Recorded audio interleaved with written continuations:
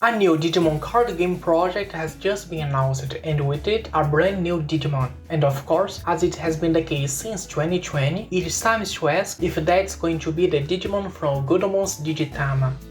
This might feel like it comes out of nowhere. I recently tweeted about this asking my followers what they thought about it, and quite a considerable number of people didn't know anything about Ogudomon's Digitama, so I thought I could make a quick video explaining the situation.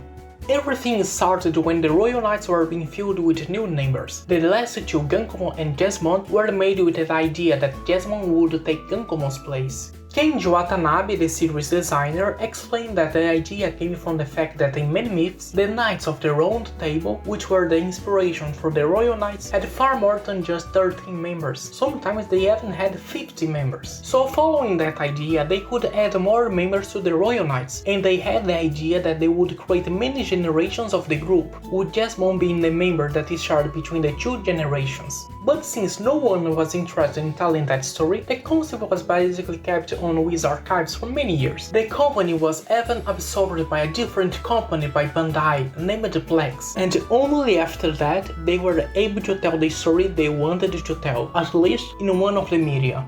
They decided to do this as a follow-up to Digimon Chronicle, but for some reason they decided to continue one of the worst aspects of it. The story was fragmented in many media. With the original Chronicle, you couldn't just follow the story from a second product. You had to play with the toy, read the booklets, read the video magazines, the website, the card game, watch a movie, and even play a game. If you weren't able to follow at least one of them, you would be losing some context. And although Chronicle X wasn't spread in as many media as the original Chronicle, it was still a lot. You had to keep up with the official webpage about Chronicle X, some random Digimon text that would often be removed from the main website, some random tweets, the booklet that came with the toy, and finally, a super expensive limited time premium art book.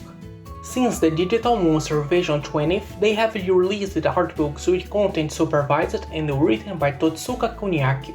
He was a Wiz assistant that was in charge of working with the content of the website, such as the Digimon profiles and the social games. For this new art book, he made another version of the last chapters of Chronicle X, focusing on Ogudomon X and finishing the story of Jasmine taking Gankomon's place, including a scene when, after being defeated, Ogudomon X leaves a Digitama that Jasmine takes.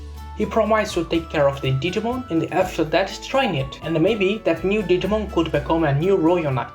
For many fans, this came out of nowhere. Some even thought it was a lie. After all, there was no chance that Bandai would put such an important piece of information in a limited time premium art book and not in the web novel, right? And after the Chronicle X, they never followed up on the concept anymore. With Pendulum Z, they changed the focus from a serialized story to return to the roots of Digimon Pendulum, writing Digimon lore as Digimon research, like they did with the old Shueisha books, and it was what I used to make my previous video. But since the release of the art book, the fans that knew about the content have always been wondering if a newly released Digimon, especially if it appears first as a Digitama, is going to be the Digimon from Ogudomon's Digitama that happened with Pulsemon, Gammamon, and even Lugamon. So what about this new Digimon? Could it finally be the case? Well, we don't know anything about it at the moment, but with the design in the background that seems to be the last form and looks like a knight, there are already those who theorize it's going to be the new Royal Knight. But there are also those who think that it might be a new Legend Arms or perhaps one of the Vortex Knights, which is personally what I'm going to expect. They have been doing a lot of stuff with Reni recently. But let's talk more about the project. From the terms that appears in the trailer, it is most likely a new simulator for the card game, using the idea of the metaverse, which was already something that Bandai wanted to do, and in a way already does. Bandai already has the Bandai card game Metaverse Lobby, a place where the players can meet and battle, even promoting events with members of the development team.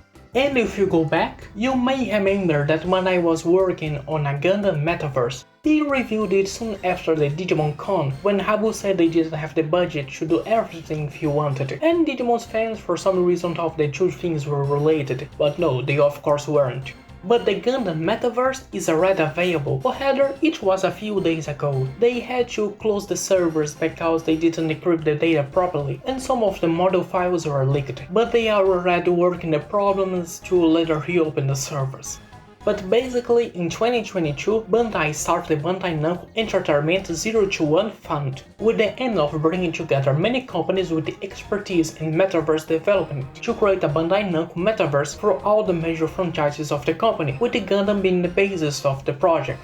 They wanted to finish the first stages of the process by 2025, and considering that Gundam has already made a lot of progress, it should be expected Bandai would start expanding to other franchises. For that reason, I believe this new project is a test for the Digimon metaverse, focusing on the Digimon card game lobby systems, with the aim of creating a complete simulator and maybe developing its own story. Could that be the case? Well, everything we can do is wait, but I do remember Habu saying he wanted to do a Digimon MMO and allow the fans all over the world to connect with each other, so maybe he could make use of that as well.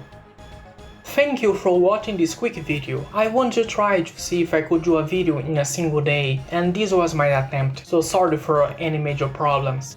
I am already working on my next main video, and it will be the first part of my Digimon Adventure analysis, and I can't wait to share with all of you what I'm making. So until next time, bye bye!